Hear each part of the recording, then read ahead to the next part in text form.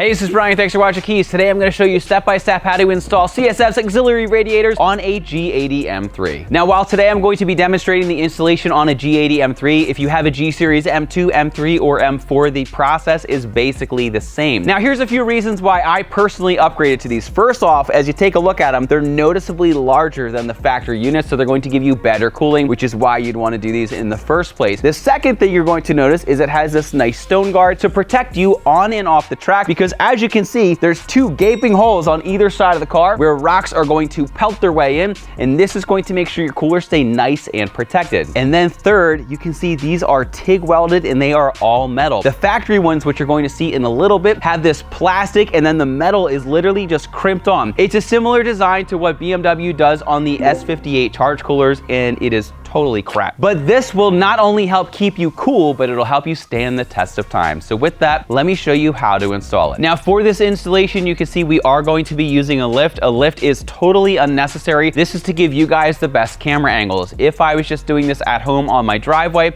I would just use something like a jack and jack stand. You basically just need to be able to remove the front wheels and also the wheel liner. So with that, let's put the car up in the air. All right, once you have the front of your vehicle safely off the ground, it's now time to remove the wheels. To do this, we like to use a Kies 17mm protective socket and our Kies stainless steel wheel hangers. These are going to make the job super easy. Let me show you. And then hand thread this in. Okay, then the wheel just glides off and you don't have to worry about it hitting your brakes. All right, so now what you can do is grab a 10mm and you need to remove all of these little screws over here that hold on the front portion of your wheel liner.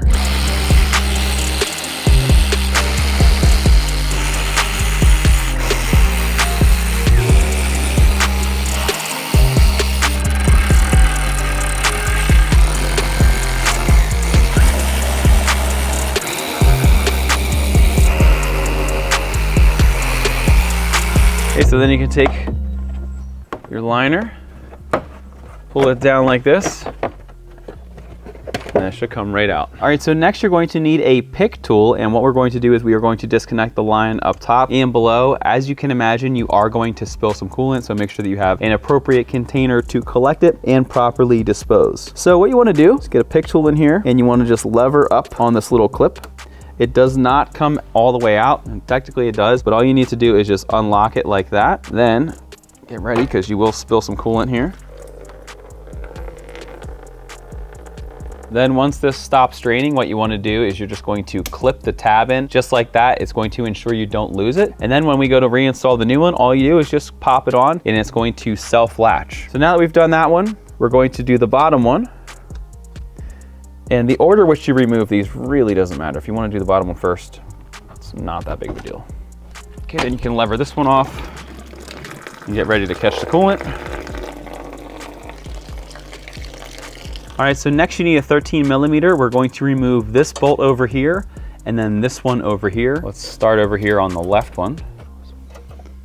Okay, you can break this one loose and remove this. And then after that, there's just one more screw. Okay, so then you can remove the last 10 mil. So what you do from here is you just lift up on this. Okay, you can take your cooler, just lift it out. Now just be mindful that there is still coolant in it, so make sure that you get that properly drained out. All right, so then get your old bracket and put it on your new cooler. Okay, then line up the pins on the bottom.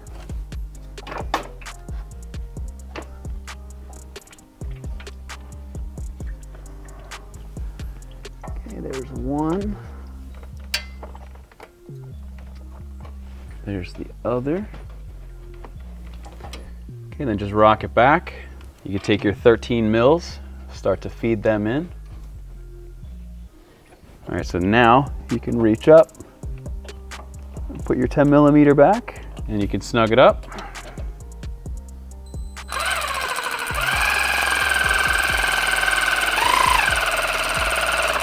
Then you can snug up these 13mm.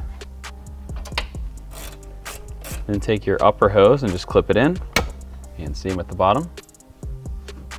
All right, and as you can see, everything is fully installed. Like I said, it just drops right in. It is so easy to install because it's made so well. So once you're done this, all you need to do is reinstall your fender liner, and then the opposite side of the car is exactly the same. So we're not going to show it because if you did this on this side, it's literally the exact same thing on the other side of the car. So let me reassemble the car and then I'll fill the coolant.